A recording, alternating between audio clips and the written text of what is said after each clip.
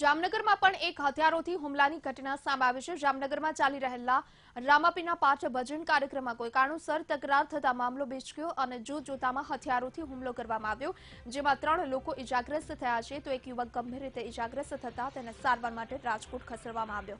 ઘટનાની જાણ પોલીસને થતા પોલીસ ઘટનાસ્થળ પર પહોંચી ગઈ હતી અને કાર્યવાહી હાથ ધરી।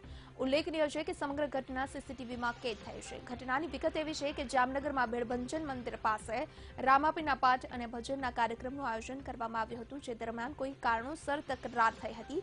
આ તકરારે મોટું સ્વરૂપ ધારણ કર્યું અને થોડી જ વારમાં કાર અને બાઇક પર આવેલા કેટલાક શખ્સોએ તીક્ષ્ણ હથિયારો અને કાચની બોટલોથી હુમલો કર્યો।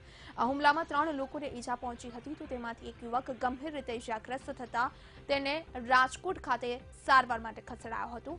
જે અંગે વધુ વિગત આપશે અમારા સંવાદદાતા નથુ રામડા ફોનલાઈન પર જોડાઈ ગયા છે। નથુ, જામનગરમાં એક જૂથ અથડામણની ઘટના સામે આવી હતી, શું કારણ હતું? હાલ ત્યાં શું પરિસ્થિતિ છે? પોલીસે કયા પ્રકારની કાર્યવાહી હાથ ધરી છે?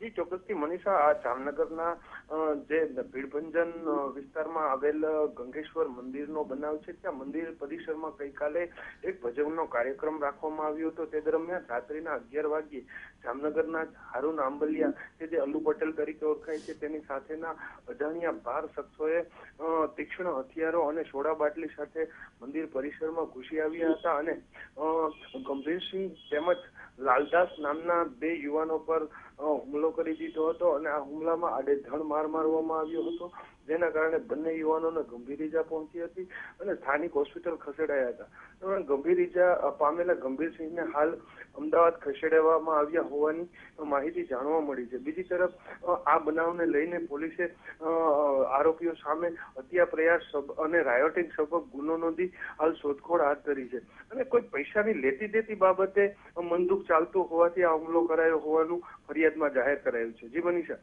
આભાર નથુ, આપનો સમગ્ર માહિતી વિસ્તારથી આપવા માટે।